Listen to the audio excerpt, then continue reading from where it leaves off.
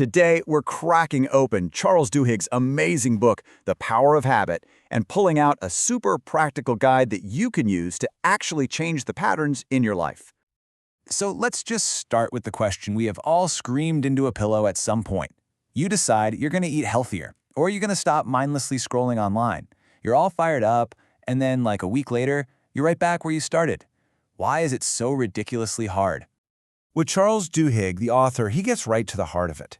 He says the problem isn't a lack of answers. The problem is that there isn't one single magic bullet answer that works for every single person and every single habit. Okay, so if there's no secret recipe, what's the game plan? Well, it's a framework, and we are going to walk through it step by step. First, we'll identify the routine. Then, we're going to experiment with rewards. After that, we isolate the cue. And finally, we build a solid plan. This is the big mind shift you have to make right here. See, a recipe just gives you instructions to follow. But a framework gives you tools to think. This isn't about just copying someone else's plan. It's about learning how to diagnose your own habits to figure out what really makes them tick. And at the very center of this framework is a concept that is so simple but so powerful: the habit loop. Every single habit you have, the good, the bad, the ugly, it all follows the same three-part pattern in your brain. It starts with a cue, that's the trigger. That leads to a routine, which is the action itself, and that delivers a reward, the part that tells your brain, hey, that was good, let's remember this for next time. Now, to really see how this works, we're going to follow a real-world case study, the author's own journey. His bad habit was a daily afternoon trip to the office cafeteria for a chocolate chip cookie, a habit that was causing him to gain weight. We're going to use this simple, relatable habit to walk through every single step. All right, let's get into it. Step 1, identify the routine. Now, the routine is usually the most obvious part of the whole loop, right? It's the actual behavior you want to change. For Duhigg, it was this crystal clear sequence: get up from his desk, walk to the cafeteria, buy that cookie, and eat it while chatting with people. Simple enough? But here's where it gets interesting, and a little tricky. Knowing the routine is the easy part. The real mystery is figuring out the other two pieces. What was the specific cue that kicked this whole thing off? And what was the real reward his brain was actually craving? Because I'll tell you right now, it's probably not what you think. And that brings us to step 2, experiment with rewards. To figure out what you're really craving, you have to put on your lab coat and play scientist on yourself. It's all about running some tests. So, Duhigg tested a few different theories. Instead of his cookie, one day he just took a walk around the block. The next day, he ate a donut at his desk, then an apple, then coffee. And then he tried skipping food completely and just went to a buddy's desk to chat for a bit. The whole point was to see which of these alternatives would actually scratch that itch.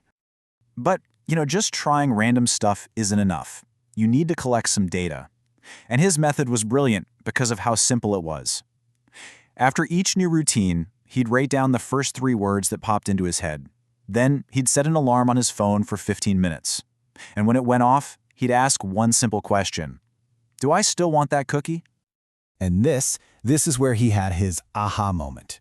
It turned out, after just chatting with a colleague for a few minutes, the urge for the cookie completely vanished. The craving wasn't for sugar at all. The real reward his brain was after was the temporary distraction from work and a little bit of social connection. So boom, he's figured out the reward. That's a huge piece of the puzzle. But now we've got to find the trigger. That brings us to step 3, isolate the cue. He needed to figure out what was starting this whole chain reaction in the first place. Luckily, scientific research gives us a massive cheat sheet here. It turns out that almost all habit cues fall into one of just 5 categories: where you are, what time it is, how you're feeling, who's around you, or what you just finished doing. That really helps you narrow down the search. So to find his cue, Duhigg kept a really simple log. Every time he felt that urge for a cookie, he'd quickly jot down his answers for those categories. And if you look at his actual notes here, you can see it's kind of all over the place. Day 1, he's at his desk, bored. Day 2, he's at the copier, happy. It looks random.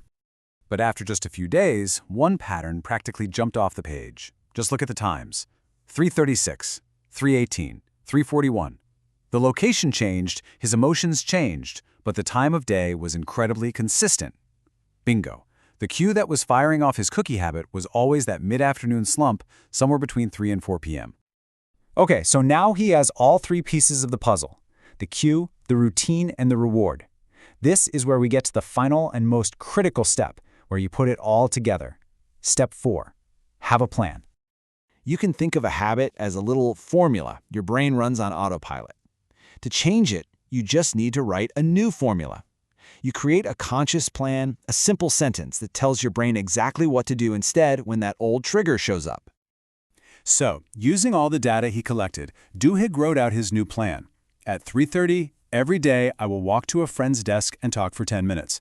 Look at how perfectly designed that is. It's triggered by his cue, the time, and it delivers the real reward he was craving, the socialization and a quick break. And this right here, this is the golden rule of changing a habit. You keep the old cue. You deliver the same reward. You only change the routine in the middle. So the 3:30 p.m. cue is still there. The reward of socializing is still satisfied. But now the routine that connects them is a healthy chat with a friend, not an unhealthy cookie. So let's just recap this incredibly powerful framework. Step 1, identify the routine you want to change. That's the easy part. Step 2, experiment with different rewards to figure out what you are truly craving. Step 3, isolate the cue by tracking those 5 categories. And finally, step 4, create a specific plan to swap in a new, better routine. You see, this isn't just some interesting theory. It's a user's manual for your own brain. Once you actually understand how your habits work, you have power over them. So the real question, the one I want to leave you with, is this. Now that you have the framework, what habit are you going to reshape first?